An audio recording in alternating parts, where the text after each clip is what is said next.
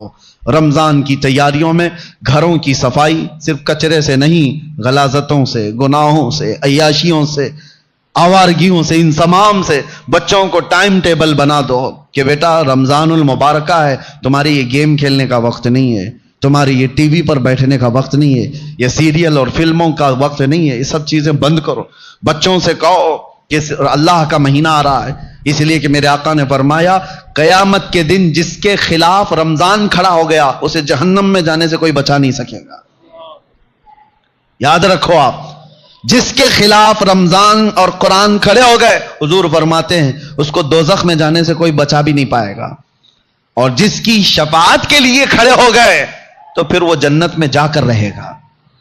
جس کی حمایت میں یہ دونوں کھڑے ہو گئے، قرآن اور رمضان، اسی لیے قرآن اور رمضان کیسے خلاف کھڑا ہوگا؟ اللہ کی بارگاہ میں مقدمہ کرے گا کہ مولا میں اس کے گھر گیا تھا، اس نے میری بڑی بے حرمتی کی ہے، میں اس کے گھر گیا تھا تیرا مہمان بن کر، اس نے میری بہت توہین کی ہے۔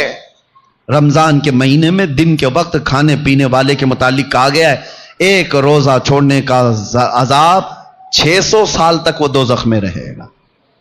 مسلمانوں کو یہ زیب نہیں دیتا رمضان کا احترام، اور خاص طور پر بچوں کی تربیت کے لیے، بچوں کی تربیت علماء سے بھی میری گزارش ہے کہ پورا فل فوکس کرو۔ ہم یہاں ہوتے تھے یا جب بھی میرے الحمدللہ میرا معمول ہے رمضان میں فل پیکج، صبح سے لے کر رات تک ہم تو مصروف ہی رہتے تھے۔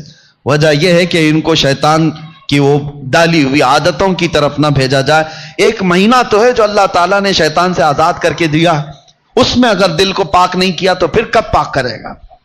بچوں کو خاص طور پر ایک چیز کی طرف لے آؤ، ان کے یہ موبائل کی دنیا، بہت سارے ماں باپ، کل میں آپ کو دیکھ رہا ہوں ماں باپ ہم سے کہہ رہے ہیں کہ ہماری بات سے اب بچے مانتے نہیں، ڈر لگ رہا ہے ان کو بولیں گے تو الٹ پلٹ کر دیں گے، مار پیٹ کرنے لگ جائیں گے۔ آج یہ نوبت آ گئی ماں باپ کی کہ تم بچوں کو روک نہیں سکتے، ان کے ہاتھ سے موبائل نہیں لے سکتے۔ اکثر گھروں کا حال ہے یہ، میں آپ کو بتا رہا ہوں، اکثر گھروں کا، لے کر کے دکھاؤ۔ یہ تو ایسا نشہ ہے جیسے چرسی اور گنجیڑی کو چرس اور گانجے سے روکا جائے تو وہ مار پیٹ پہ آ جاتا ہے، اس سے بڑا نشہ ہو گیا ہے۔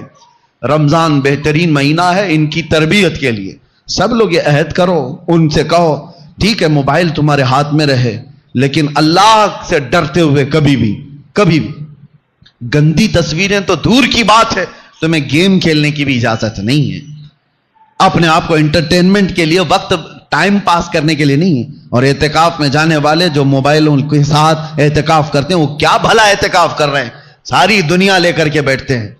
اللہ تبارک و تعالیٰ ان فواحشات سے ہماری حفاظت فرمائے۔ آپ سب رمضان کی تیاریوں میں اپنے بچوں کی تربیت پر خاص توجہ دیں۔ ہمیں ڈر لگتا ہے کہ کل کو یہ بچوں کے ساتھ جو ہونے والا ہے، جو وقت آنے والا ہے، بہت ڈر لگتا ہے۔ اس لیے میں بار بار تاکید کر رہا ہوں کہ اللہ ان کے ایمان کی حفاظت عطا کرے، ان بچوں کا ایمان سلامت رہے، ورنہ دنیا ان کے ایمان کی ڈاکو ہے۔ اللہ تعالی ہم سب کے بھی ایمان و عقیدے کی حفاظت فرمائے۔ السلام علیکم ورحمۃ اللہ وبرکاتہ۔